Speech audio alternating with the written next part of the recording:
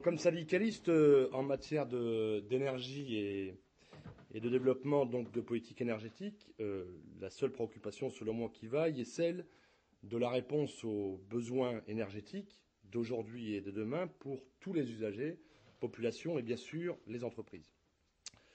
Tout le monde s'accorde à dire qu'il est, et c'est encore été dit ce soir, évident que nous sommes entrés dans une période d'énergie rare et chère pour longtemps. Les conséquences en termes de développement économique, d'emploi, sont de cet aspect considérables. L'emploi, on le voit dans l'industrie, recule, le pouvoir d'achat des salariés est amputé, la croissance est durablement affectée en France, en Europe et plus largement dans les pays développés.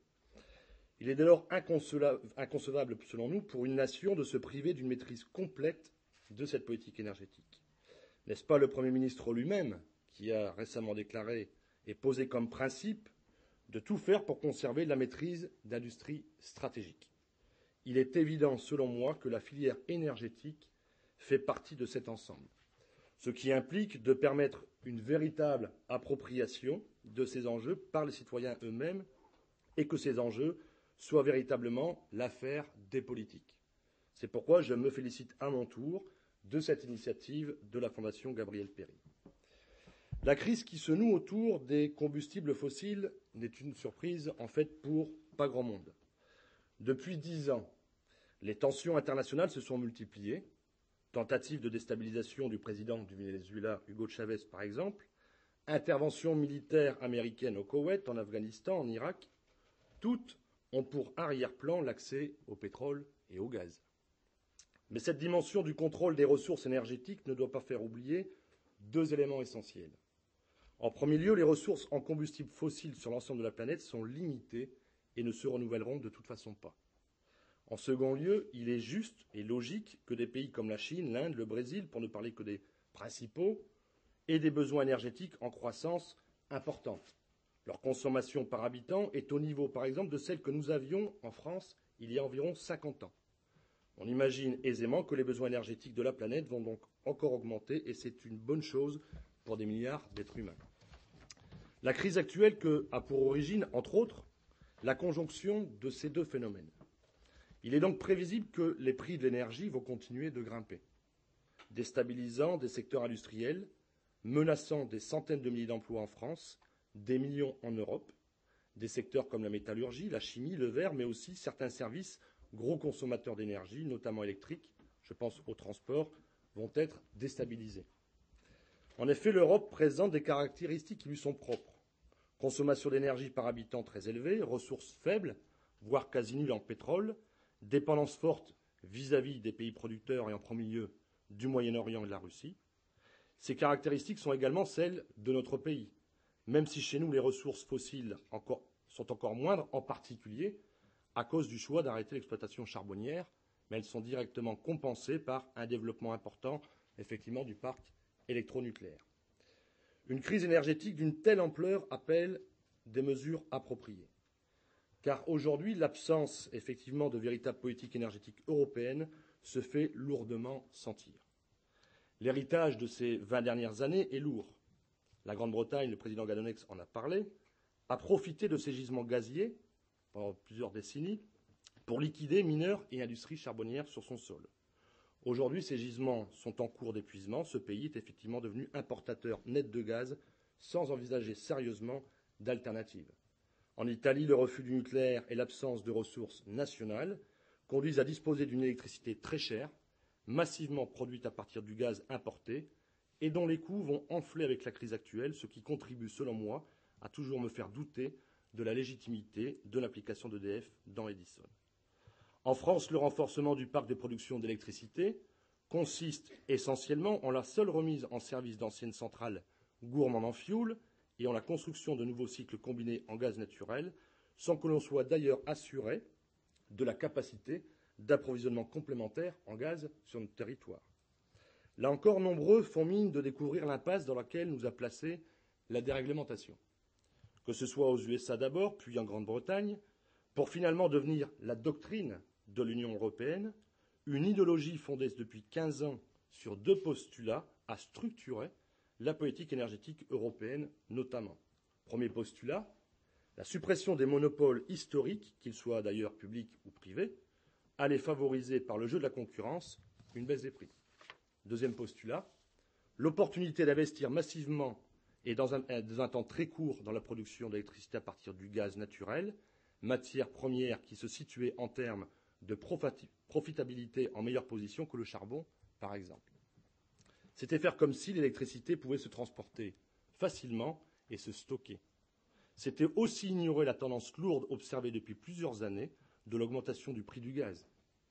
J'ajoute que c'est aussi faire comme si l'Europe, et la France d'ailleurs, disposaient de capacités de stockage gazier suffisants, alors que ceux-ci ont été dimensionnés essentiellement pour les besoins d'utilisation industrielle, mais aussi domestique, propres au gaz et non à la production d'électricité. Aux deux erreurs structurantes décrites plus haut, concurrence et utilisation irresponsable du gaz, il faut ajouter une crise d'approvisionnement de ce dernier chez l'usager, prévisible selon moi à l'horizon proche, avec des tarifs régulièrement à la hausse si l'on ne rectifie pas rapidement son utilisation pour la production d'électricité. Il est donc selon nous urgent de faire autre chose que de persister sur une orientation dont il est aujourd'hui visible qu'elle va échouer. Car persister serait se tromper une nouvelle fois. Et se tromper deux fois, c'est tromper les gens. C'est pourquoi ce que semble, et c'est d'ailleurs ce que semble vouloir faire le commissaire européen à la concurrence, qui considère récemment, je le cite, le marché de l'électricité n'a pas encore donné tous les résultats attendus parce que la concurrence n'est pas allée suffisamment au bout. Fin de citation. À l'inverse, je considère que l'Europe devrait faire preuve d'audace, de lucidité et surtout de beaucoup de pragmatisme. Et notre pays devrait y contribuer grâce à son potentiel industriel, de recherche et de compétences humaines dans ce domaine et à son expérience d'une visée de long terme, voire de très long terme. Pour ces raisons, il y a lieu de reconsidérer sur d'autres bases la politique énergétique dont l'industrie et l'économie européenne ont besoin aujourd'hui. Près de 100 milliards d'euros ont été dépensés ces 2 dernières années par les géants européens de l'énergie pour des opérations dispendieuses de restructuration et d'acquisition, alors que pendant ce temps, très peu d'investissements de production ont été engagés. Or, et d'après l'OCDE, ce sont 1200 milliards d'euros qui vont être nécessaires en Europe pour investir dans le secteur électrique d'ici 2030 si nous voulons le mettre au niveau des besoins estimés pour cette période. C'est déjà 2030 après-demain et rien n'est encore sérieusement fait pour répondre à ces exigences-là. Nous ne souffrons pas, selon moi, d'un surinvestissement général en moyens de production, mais au contraire d'une insuffisance d'équipements énergétiques, et pas seulement électriques d'ailleurs, qui va avoir de lourdes conséquences sur les prix de l'énergie, sur l'électricité et du gaz, l'approvisionnement des industries et par conséquent sur l'emploi. Le motif de l'électricité chère va se surajouter au motif de délocalisation déjà évoqué plus haut. La CGT, comme organisation syndicale, n'est pas la seule à dresser ce diagnostic, mais alors que fait-on? Non seulement on fait comme si la crise n'existait pas, mais on laisse des groupes se nourrir de cette crise en tant que telle. Le gouvernement français, par exemple, reste calé sur ses projets d'ouverture prochaine du capital d'Électricité de France. Il s'agirait de doter financièrement l'entreprise afin qu'elle puisse se lancer dans une coûteuse bataille de rapprochement et de fusion à l'échelon du continent. Ce serait une faute très grave. En effet, nous sommes dans des circonstances qui rappellent 2 périodes que la France a déjà connues. La période de l'après-guerre d'abord. Au cœur de celle-ci, EDF, à peine née, et c'était d'ailleurs une des raisons de sa création, a su concevoir, financer et exécuter un programme de construction de centrales électriques, tant hydrauliques que thermiques, et de réseaux, qui ont permis à notre pays de renaître après des destructions de la guerre. Plus près de nous, rappelons-nous la façon dont la France a passé les chocs pétroliers des années 70 grâce au programme électronucléaire. Le service public nationalisé a permis de réussir cette transition à la fois sur le plan humain, technique et économique, en obtenant en plus l'adhésion de l'opinion publique, ce qui n'était pas acquis d'avance. Ces 2 étapes positives ont été possibles grâce à un choix politique courageux, axé sur l'intérêt général, doter une nation comme la nôtre d'outils industriels pour travailler sur le long terme. Dans ces deux périodes, pourtant si différentes à plus d'un titre, EDF a su à la fois mobiliser ses propres forces et concrétiser sur le terrain un consensus politique qui pourtant n'avait rien d'automatique. EDF a su mettre en œuvre des investissements lourds et donner ainsi à la collectivité nationale un avantage décisif pour faire face à une crise qui était durable. Cela a été fait par une politique tarifaire fondée sur le principe de la vente au coût de revient. Le poids des investissements est resté supportable grâce à la maîtrise publique assurée par la nationalisation de cette entreprise. L'électricité est ainsi devenue un bien collectif, un outil de développement, de croissance industrielle, d'amélioration des conditions de vie de millions de Français. Aujourd'hui, nous sommes dans une situation comparable à bien des égards, et notamment parce qu'elle appelle le recours à des solutions novatrices, un effort sur la durée, avec notamment des applications financières extrêmement lourdes. EDF, Gaz de France et leur personnel ont fait la preuve de leur capacité à relever ce genre de défi. Il serait donc inconcevable que l'État se prive aujourd'hui de cet outil en ouvrant son capital à des investisseurs privés qui auront de toute façon d'autres orientations en tête, et notamment celle de rentabiliser au plus vite leur mise de fonds, quitte à faire fi de l'intérêt collectif. Que l'on fasse d'ailleurs appel ou pas immédiatement au marché financier ne change pas fondamentalement le problème avec l'ouverture ou l'augmentation du capital, mais c'est la logique de l'intérêt privé que l'on a introduite au cœur de l'entreprise publique. Cela est vrai pour ce qui est des moyens de production futurs, où effectivement, à part le PR, décidé quand même, pas la mémoire courte, dans des conditions politiques du printemps 2004, l'ensemble des opérateurs du secteur visent le court terme. La baisse drastique des moyens dégagés sur les bénéfices et consacrés à la recherche, pour en arriver à une part insignifiante, illustre dramatiquement la rupture amorcée entre une industrie nouant indissociablement ses propres intérêts, mais à celle de l'intérêt général, à une industrie qui glisse peu à peu vers les intérêts privés et particuliers. La gestion de l'emploi est une deuxième illustration significative de cette rupture. La masse salariale, pourtant liée à une productivité parmi les plus élevées dans le secteur industriel, est devenue une variable significative d'ajustement. 250 000 emplois ont été supprimés en Europe dans le seul secteur électrique en 10 ans, et la Confédération européenne des syndicats elle-même estime à autant le nombre de suppressions pour les 10 ans à venir. Parallèlement, la sous-traitance en cascade ne cesse de s'amplifier, y compris dans des secteurs d'activité à haut risque pour les personnels, bien sûr, mais aussi pour les populations. Or, toute l'expérience montre encore aujourd'hui que c'est en investissant dans les hommes et les femmes, leurs garanties individuelles, collectives, leur formation, qualification, bref, dans leur sécurité sociale professionnelle, que l'on mise, pour un industriel, sur l'avenir. Alors une question se pose. Le secteur de l'énergie, considéré comme stratégique depuis toujours, ne le serait-il plus au moment de cette crise? Certes, 2 directives européennes en 5 ans sont passées par là, avec la volonté de faire d'Électricité de France comme de Gaz de France une entreprise comme les autres, alors qu'elles étaient depuis 5 décennies un outil national dans le domaine de l'électricité et du gaz. Aujourd'hui, pour réaliser une politique utile dans l'électricité, l'État ne dispose plus que d'un seul levier, celui que lui donne le fait d'être le seul actionnaire de l'entreprise centrale et déterminante du secteur. Il s'agit de jouer, selon nous, à fond sur les atouts qui existent, à savoir l'existence d'une entreprise performante, dotée d'un personnel de qualité et d'une puissance technique et financière exceptionnelle. Ce n'est plus le moment de gâcher cet atout par une ouverture de capital aussi inopportune et, il faut aussi le dire, qu'injustifiée. Au contraire, il faut, selon nous, galvaniser les énergies, s'appuyer sur le personnel et sur la confiance de l'opinion publique pour affronter la crise énergétique, choisir des orientations constructives et dégager les moyens de financement appropriés pour les nouveaux investissements indispensables.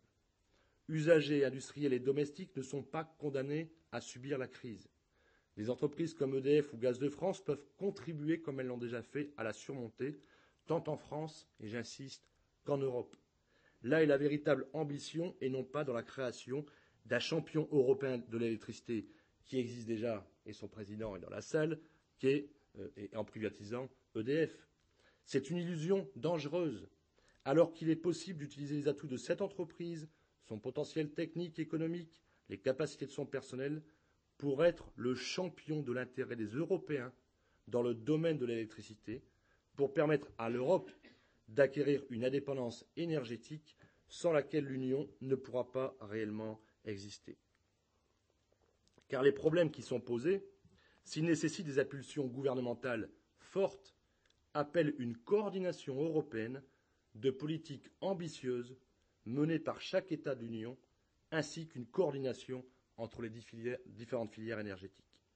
C'est pourquoi nous formulons la proposition de création d'une agence européenne de l'énergie.